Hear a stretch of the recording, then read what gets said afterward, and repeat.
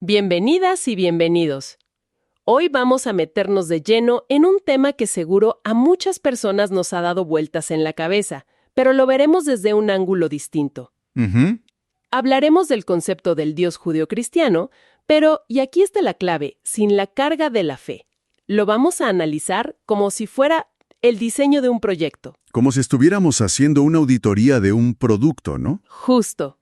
Y el manual de usuario, que en este caso sería la Biblia, lo vamos a revisar para ver si el diseñador, pues si fue lógico, si fue eficiente y, sobre todo, si fue consistente. Exactamente. Y para guiar esta auditoría, nos basaremos en una serie de reflexiones del humanista secular Gabriel Spinoza. Lo que él propone es un ejercicio de lógica pura. Ujú. Tomar los atributos que se le dan a esta deidad, omnipotencia, omnisciencia, benevolencia, y ver si sus acciones, como se narran en las Escrituras, pues tienen sentido. Claro. La misión aquí es seguir esa cadena de lo que Spinoza llama fallas de diseño, o reinicios del sistema y parches, que la verdad parece que no funcionaron muy bien. Es ver la narrativa como si fuera el historial de desarrollo de un software cósmico. Me encanta. Y la pregunta que nos va a guiar es muy simple. Si este fuera un proyecto de ingeniería, ¿pasaría la auditoría? Buenísimo el planteamiento. Entonces, si te parece, empecemos por el principio, por la que sería la versión 1.0 de la humanidad, Adán y Eva, ¿El lanzamiento? el lanzamiento del producto. Y casi de inmediato vemos una falla, catastrófica. Se les da una sola regla, una muy simple, y la rompen. Una sola línea de código que decía no ejecutar, y van y la ejecutar. Justo. Si tú fueras el programador, el diseñador de todo esto, y ves que tu creación falla de una forma tan predecible, ¿qué haces? Digo, lo lógico sería decir, ok, error mío, Claro. corriges el bug, ajustas los parámetros y lanzas la versión 2.0, ¿no? Una mejorada. Es lo que haría cualquier desarrollador, ¿cierto? Aislamos el problema, lo depuramos y relanzamos. Pero lo que describe la narrativa es todo lo contrario. No hay una corrección técnica. Hay una reacción profundamente emocional. Enojo, decepción y un castigo que no solo les afecta a ellos dos, sino a todas las generaciones futuras. Y aquí es donde el análisis se pone muy interesante. Porque, ¿cómo se justifica esa ira? Exacto. Un creador omnisciente que lo sabe todo, por definición sabía que esto iba a pasar. No pudo ser una sorpresa. No. Es como si un programador se enojara porque el programa hizo justo aquello para lo que le dio la capacidad de hacer. Ese es el centro del argumento de Spinoza. La reacción es ilógica para un ser perfecto. La omnisciencia ya implica que el resultado estaba previsto. Claro. Entonces, la desobediencia de Adán y Eva no fue un fallo del programa, sino una característica del diseño original. Y esa reacción de ira y castigo no es de un ingeniero cósmico, es la de un padre humano frustrado. O sea que, como dice la fuente, el proyecto le salió chueco desde el día 1. ¿Sí? Y en lugar de asumir la responsabilidad del diseño, culpó y castigó a su creación. Exactamente. Es la primera gran inconsistencia. Un diseñador perfecto no se enoja con sus propios planos.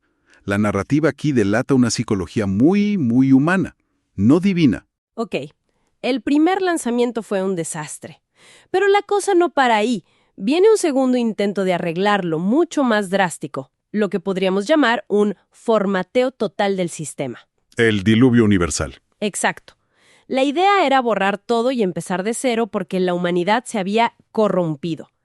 Pero viéndolo fríamente, fue una solución inteligente. Desde una perspectiva de diseño y eficiencia, la idea es, por decirlo de forma suave, un despropósito.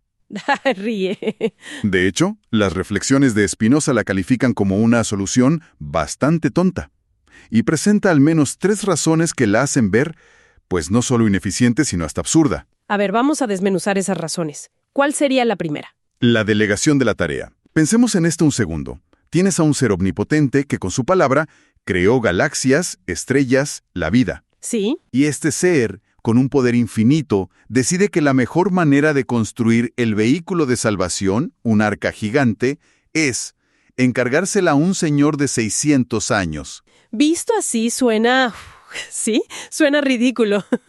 Es como si el director de una mega empresa de tecnología, en lugar de usar su fábrica de punta, le pidiera a su abuelo que le ensamble el nuevo celular en el garaje. Precisamente. No hay lógica entre la escala de poder y el método. Si pudo crear el universo, pudo haber creado el arca en un parpadeo. Delegarle esa tarea a Noé es, en términos de gestión de proyectos, una decisión incomprensible. Ok, ese es el primer punto. La logística es absurda. ¿Y el segundo? Los daños colaterales. El método de inundar el planeta entero es una herramienta increíblemente burda. Es matar moscas a cañonazos. Totalmente.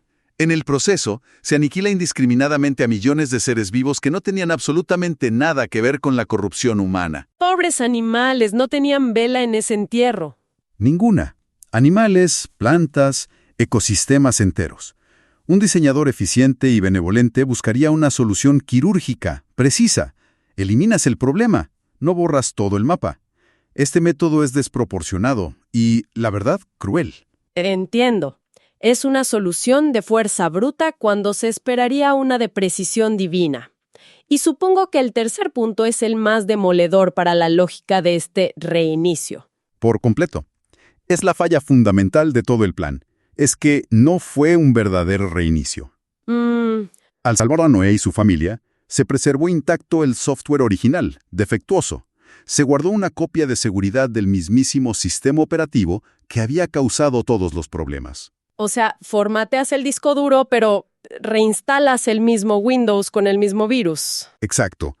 Era inevitable que después de un tiempo, los mismos errores, la misma corrupción volvieran a aparecer. Y así fue. La historia bíblica posterior está llena de los mismos problemas. Claro. El diluvio no solucionó nada a nivel fundamental, solo le dio el problema un reinicio temporal. Y esto que mencionas de la falta de precisión quirúrgica nos lleva a otra contradicción que me parece fascinante. Sí. Porque en el diluvio el método es masivo, torpe. Pero en otras historias, este mismo ser demuestra que sí tiene la capacidad de hacer intervenciones de altísima precisión. Pienso en la historia del Éxodo en Egipto. Es un ejemplo perfecto. Ahí, durante la 10ª plaga, la orden es matar selectivamente solo a los primogénitos de los egipcios. Es una acción de una precisión milimétrica, casi como un dron asesino. Sabe a quién atacar y a quién no. Entonces la pregunta es obvia. Si tenía esa capacidad, ¿por qué no la usó antes? Justo. Si podía eliminar a los malvados de la época de Noé con, no sé, un infarto masivo y simultáneo, ¿por qué ahogar a todo el planeta, incluyendo bebés y animales? Lo que esto revela, desde este análisis lógico, es una inconsistencia brutal en los métodos del diseñador. No hay una filosofía de acción coherente. A veces usa un mazo, a veces un bisturí, sin una razón aparente. Ajá. Es más, el hecho de que sí podía ser preciso hace que la decisión del diluvio se vea todavía más irracional. Y esa misma historia del Éxodo tiene otra joya, la que las fuentes llaman la paradoja de la señal. Ah, sí. Es un detalle que parece menor, pero que cuando lo analizas, socava uno de los atributos fundamentales de la deidad, la omnisciencia. A ver, recuérdanos cómo va. Se le pide al pueblo hebreo que marque los dinteles de sus puertas con sangre de cordero. Esta marca sirve como señal para que el ángel de la muerte pase de largo. Y no mate a los primogénitos dentro de esas casas. Exacto. Pero la lógica se cae por su propio peso. Un ser que todo lo sabe, que conoce cada átomo del universo, ¿de verdad necesita una señal física, una mancha de pintura, para saber a quién salvar y a quién matar? Es como si Google Maps necesitara que pintáramos nuestros techos de rojo para saber dónde están nuestras casas. Exacto. La omnisciencia y la necesidad de una señal externa son mutuamente excluyentes. Si lo sabe todo, no necesita que nadie le ponga una etiqueta a nada. Este pequeño detalle sugiere un diseñador que no es del todo omnisciente, o al menos que no actúa como si lo fuera. Bien, entonces tenemos una versión 1.0 fallida, un reinicio del sistema que no arregló nada y métodos inconsistentes. La cosa no va bien para nuestro diseñador. Pero hubo un tercer gran intento de solución, el que se presenta como el parche definitivo, el sacrificio de su propio hijo para limpiar los pecados de la humanidad. El gran Service Pack, que supuestamente iba a arreglar la relación entre el creador y el software humano de una vez por todas. Pero la pregunta, después de 2000 años, sigue siendo la misma. ¿Realmente funcionó? Si vemos el estado del programa, la humanidad desde entonces, ¿se nota la mejora? Si lo analizamos con frialdad, la lógica detrás del parche es, para empezar, circular. Se trata de Dios sacrificándose a sí mismo para aplacar su propia ira por un problema, el pecado, que él mismo permitió. Un autosacrificio para solucionar un autosabotaje. Básicamente. Pero más allá de la lógica interna, la prueba más contundente está en los resultados. La evidencia empírica del fracaso del parche es abrumadora. El sistema no mejoró. No. Las guerras no solo continuaron, sino que se hicieron en su nombre. El odio, la intolerancia, la matanza, nada de eso desapareció. De hecho, se podría argumentar que se crearon nuevas y más sofisticadas formas de conflicto. O sea que el parche no optimizó el rendimiento del software. En absoluto. El problema de diseño fundamental, esa inclinación humana hacia el conflicto y el error, no fue resuelta. Desde este punto de vista, el parche fue ineficaz. No se ve una mejora tangible. Hay un punto en el análisis de Spinoza que me pareció alucinante. Y es que el problema no es solo el software humano, sino también el hardware donde corre. El mundo. Exacto. No es solo que la humanidad sea frágil, es que fue colocada en un planeta lleno de fallas sistémicas. ¿Cómo cuáles? Pues enfermedades, virus, desastres naturales, depredadores, un entorno hostil que constantemente pone a prueba a estos seres vulnerables que él mismo creó. Y esto, visto desde la lógica de un proyecto, lleva a una consecuencia, pues absurda para el propio creador. Lleva a lo que las fuentes describen como la cima de la irracionalidad. El diseñador se autoimpuso un trabajo eterno y completamente innecesario. A ver, ¿cómo es eso? Al crear un sistema tan problemático, se condenó a sí mismo a tener que gestionarlo para siempre. Se convirtió en el gerente de un departamento de soporte técnico cósmico que opera 24/7. Ríe.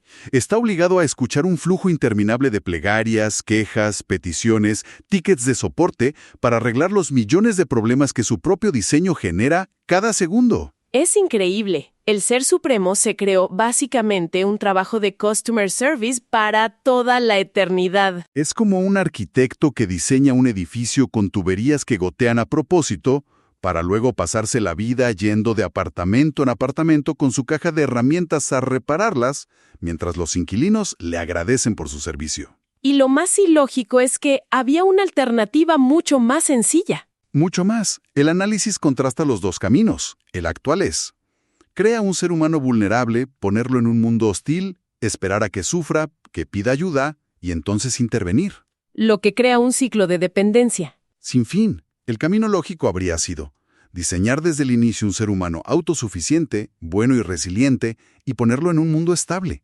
Eso conduce a la autonomía. La decisión de optar por el ciclo de dependencia en lugar de la autonomía es lo que choca directamente con la idea de un ser benevolente y sabio. Parece preferir seres que lo necesiten a seres que prosperen por sí mismos. Y esa elección es, desde la perspectiva del diseño, inexplicable. A menos que el objetivo no fuera crear un sistema perfecto, sino un sistema que garantizara la adoración perpetua. Llevemos ahora el concepto de omnisciencia a su conclusión final, porque aquí es donde la cosa se pone, si cabe, más extraña. Si un ser sabe absolutamente todo lo que ha pasado, pasa y pasará, desde el Big Bang hasta el fin del universo, ¿qué implica eso para la vida humana? Implica que el libre albedrío es una ilusión.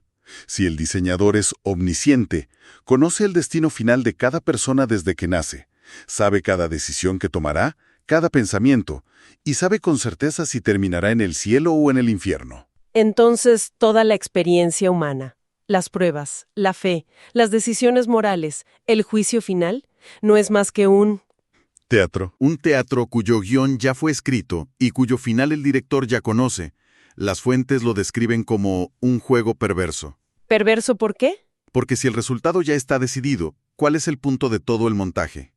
Sugiere a un ser que disfruta viendo una obra donde los actores creen que están improvisando, cuando en realidad cada movimiento ya está en el guión.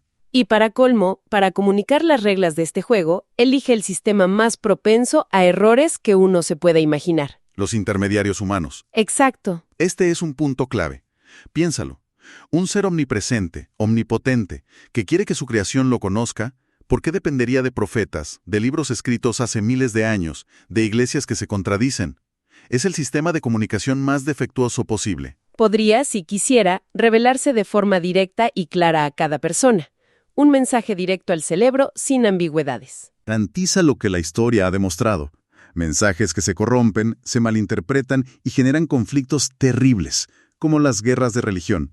La propia existencia de distintas religiones es la prueba del fracaso del sistema. Sí, entonces la necesidad de usar un sistema tan imperfecto sugiere, según este análisis, una de dos cosas. O el diseñador es malintencionado y disfruta del caos, o simplemente no existe con los atributos de perfección que se le adjudican. Porque un diseñador perfecto elegiría un sistema de comunicación perfecto. No hay otra opción lógica. Bueno, después de este recorrido por fallas de diseño, reinicios fallidos, parches ineficaces, ¿cuál es la gran conclusión? Si el proyecto está lleno de inconsistencias, ¿qué nos dice eso sobre el diseñador? Aquí es donde el análisis da un giro muy interesante. La conclusión a la que llega Spinoza es que, después de todo, el análisis no se trata de Dios, se trata de nosotros. ¿Cómo? Todas estas incoherencias, paradojas y fallas lógicas no revelan la naturaleza de un ser divino. Son, en realidad, una proyección a escala cósmica de nuestras propias fallas como seres humanos. O sea que no estamos viendo a un Dios, sino un espejo. Exactamente. La ira, el arrepentimiento, los celos, la ineficiencia, esa necesidad de control, todas esas características tan profundamente humanas que vemos en las acciones de este Dios, son un reflejo de la psicología de sus autores. Vaya. La narrativa nos dice mucho más sobre las limitaciones y los miedos de las sociedades que la escribieron que sobre una deidad perfecta. Entonces, parafraseando la idea central, El relato bíblico no describe a un ser perfecto creando un mundo imperfecto. Describe a seres imperfectos, nosotros, creando la idea de un Dios a su imagen y semejanza.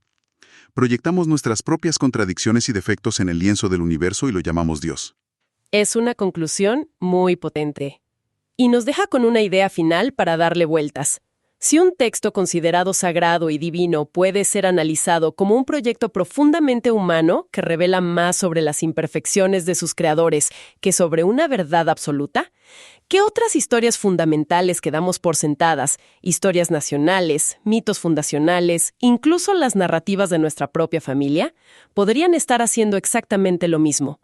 ¿Proyectar los anhelos y las fallas de sus autores, en lugar de reflejar la realidad que afirman representar?